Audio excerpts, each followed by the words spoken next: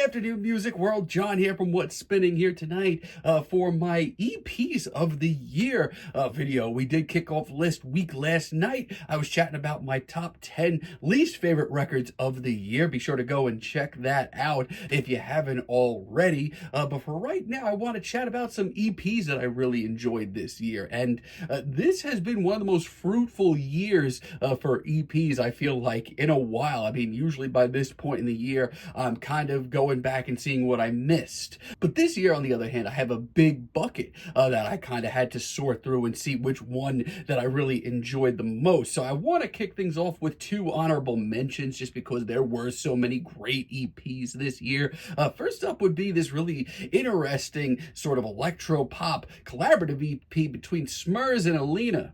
This is a very fresh-sounding little pop EP. The bars are sassy as hell. The beats are ripped, kicking and screaming out of the mid-2000s of MTV. The production is really slick as well, and while this EP is really short and sweet, it's barely over 10 minutes, it feels like a happening. Like, this absolutely feels like a coming out party for Allina, and honestly, it packs a punch. It's just some really enjoyable electropop. I just wish that some of these interludes weren't just as annoying. Also want to give a shout out to Mary in the Junkyard's This Hold House EP, which is easily one of the most interesting debuts of any genre I've heard this year. This band has just such a unique and fresh approach to the genres that they push down upon. I mean, not only are they dipping into some noisy post-hardcore and some very haunting emo, but doing it in a very elegant and lavish art rock style. It's pensive, but it's also haunting. It's gorgeous, it's subtle, and also the band makes a really smart move with some very incredibly visual and almost bloody lyrics at times that almost gives them a goth edge. Whatever this band has planned going forward, sign me up. Now, without further ado, we're going to go into my top 5 favorite EPs of the year, and let me tell you, this was not easy. And at number 5, I'm going to start off by putting Bon Iver's SABLE. I mean, while criminally short, this EP is everything that I wanted to hear. This EP is such a tremendous return to form. I mean, if anybody out there, has had their reservations on Justin's more electronically tinged woozy material over the last few years, you're going to want to hear this and hear it ASAP. It's an emotionally dense, lonely, exhausted sounding EP without a vocal effect in sight. And yeah, after all this time, I wish we got something a little bit longer, like a full-length album in this style. But for what it's worth, this EP still has a sense of urgency, and the sentiment behind this EP will have you coming back for more and more. At number 4, I'm going to put this bad boy over here, Burial's Dreamfear, Boy Sent From Above.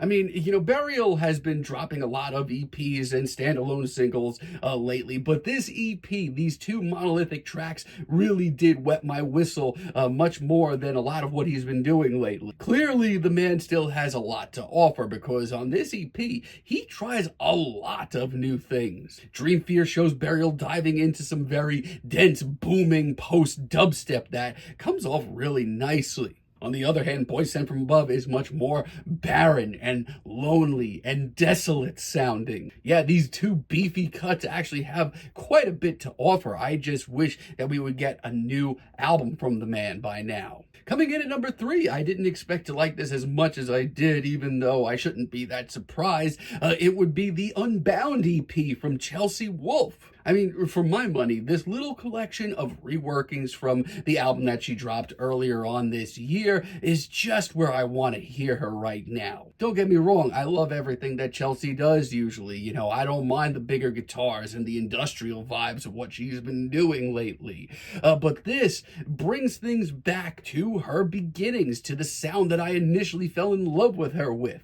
It's gothy folk that's very bluesy and very tortured, very pained sounding, but it's also intimate and absolutely gorgeous at the end of the day. Dare I say I almost prefer some of these versions on this EP to the versions that we got on the album. Yeah, and number two, I mean, color me shook on this because I have not enjoyed anything that this band has done maybe since the early 2000s. And that would be the Wilco EP that dropped this year, Hot Sun Cool Shroud. And yeah, like I said, like I haven't been a Wilco fan in a really long time. As a matter of fact, over the last decade, I feel like the band has just gotten sleepier and sleepier and sleepier to the point where if they dropped a new album tomorrow, I don't know if I'd listen to it. But this EP has a surprising amount of fire and energy and passion to it. And it leans very heavily into the early days of Wilco, the sort of alternative country leaning side of Wilco. And the result, I mean, Jeff Tweedy and the boys sound great. Dusty, country rages, as well as starlit ballads. You're going to hear quite a variety of material on this little thing. And yeah, it's short, but it's got more passion than I've heard from any Wilco album the last decade. Which leads me to my number one EP that I've listened to the most this year. And it could have gone a few ways more than you may know, because I am going to put a Bad Bad Not Good EP at number one. And it could have been the one that they dropped with Baby Rose, because it is great. Or any of the three mid-spiral EPs they dropped, which are all good. But I did end up going with my number one EP of the year as the mid-spiral Chaos EP from Bad Bad Not Good.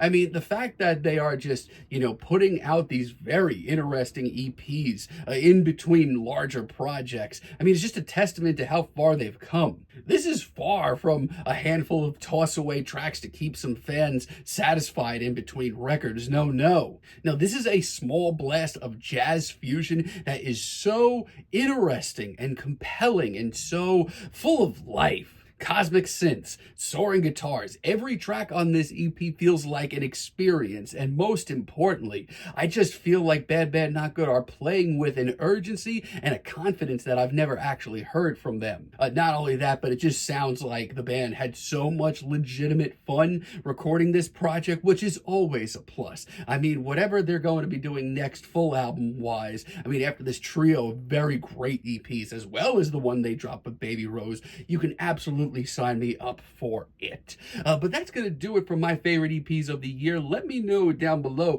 what you enjoyed EP-wise this year. And tune in tomorrow for my top 50 singles of the year. You're not going to want to miss it.